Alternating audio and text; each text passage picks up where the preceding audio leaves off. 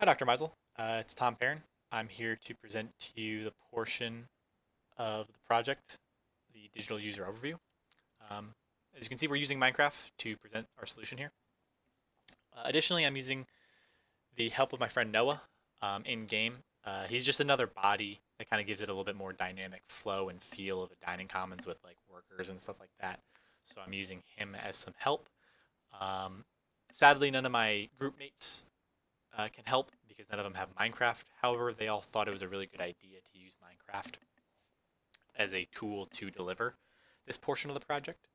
So currently, this is the view of a Penn State Dining Commons prior to all of the changes we're going to make.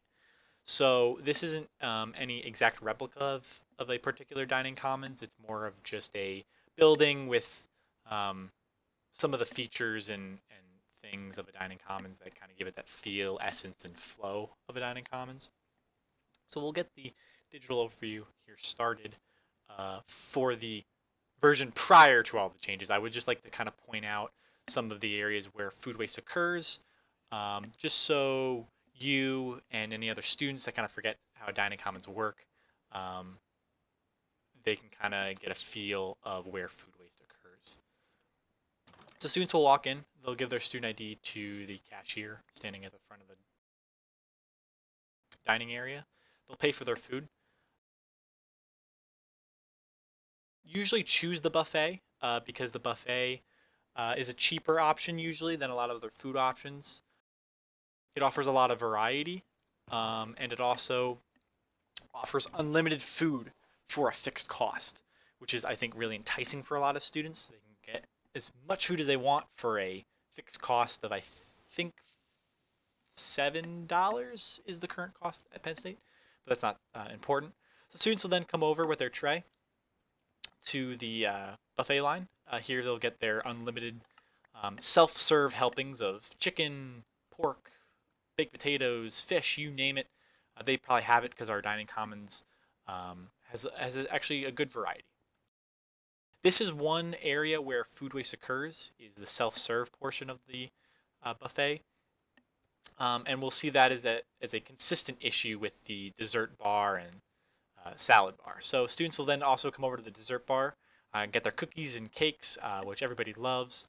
They'll come over and get maybe a salad and some chicken toppings. And again, these areas are where food waste occurs because students will usually take too much food. So once students are finished eating, they will come over to the trash area, and most students will incorrectly dispose of their food waste in the trash receptacles, which is obviously something that we do not want. I would just quick like to highlight an area where a majority of the food waste occurs at Penn State Dining Commons. So when students are done eating, they will come over to the trash area, and they will usually see a line for the compost bin. So students who obviously don't want to wait will go to the trash and they'll throw away all of their food scraps and napkins and other things, which is awful because that food waste will be just sent to a landfill. Another problem is that students will incorrectly place certain items in the food waste bin. So that could be paper products or other things like plastic utensils. And those items will ruin the entire bag of food waste, which will then need to be thrown out. So again, this is just a specific area where a majority of food waste occurs because it's just food waste is either thrown away or incorrectly sorted into the food waste bin, which then needs to be thrown out. So our team created a couple of solutions to fix this portion of the problem. Okay, now we are now in the kitchen of a Penn State Dining Commons. We're going to see now that there's a lot of food waste that occurs in the kitchen area. One of the first places food waste occurs is food waste scraps. So cutting of chicken or vegetables, portions of that will be just thrown away and not put in a compost bin or used in a different portion of cooking. An additional area is leftovers. At the end of the serving period, Penn State will save some of their food. However, a lot of their food they will just immediately throw away into the trash once they're all done because they can't save that food or they can't reuse it for the next day. So they'll just throw away tons of food, which is just awful. So now we've seen kind of a couple of the areas where Penn State Dining Commons has food waste, and we will now switch over to the portion to where our project helps to mitigate this problem and fix some of those areas. So now we're going to go over the digital overview system for this project. We will now actually go into the actual system changes we are making to Penn State Dining Commons, and we will see how that actually reduces food waste. So once students get their ID swiped, they'll come over.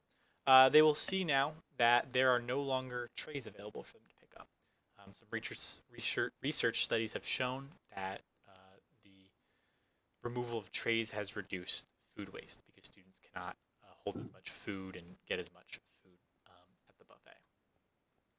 The next implementation with this system is students will come over to the buffet line and they will no longer be able to just grab food as they wish. They will be given pre-served portions, so like maybe one chicken breast, a baked potato, and a piece of steak.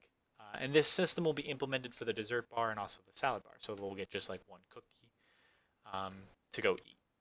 If they would like more, they can absolutely come back up, but the pre-portioned meals already set on plates will allow for the reduction of food waste of students really just having eyes bigger than their stomachs and grabbing too much food. So students will then come over, they'll eat their food. Once they are done, they will come over to another system that's been implemented to reduce food waste, but also increase accountability of said food waste. So students will swipe their ID prior going into the food waste area.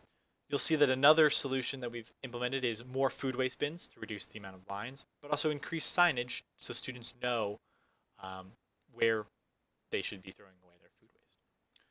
So the ID system that we've implemented, which is kind of the main solution here, is to increase that accountability. The system will weigh.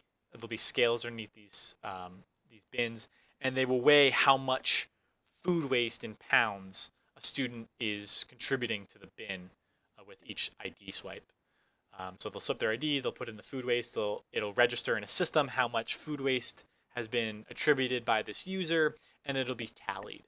The system at the end of the year will then show you how much food waste you've tallied up. And if you went over a certain amount, Penn State will fine you a certain amount of dollars based on your overage of the limit to kind of help supplement some of the costs with how much food you're throwing away. So this is just one of the many solutions we've seen here that a user would see implemented in a new Penn State Dining Commons to help reduce food waste. So lastly, we will take a look at our biofuel plant, and we will see that the biofuel waste plant will help turn all of this food waste into something usable. So whether it be gas, gasoline, or any types of energy sources that can power Penn State.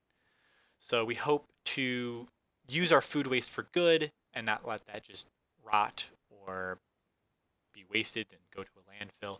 We would like to convert that food waste into something usable for the Penn State community. Again, we will now go over the biofuel plant, whether it be built on Penn State ground or we partner with a company to reduce some costs. All of that food waste from the dining commons will be sent to the biofuel plant, and all of that food will then be sent into the plant.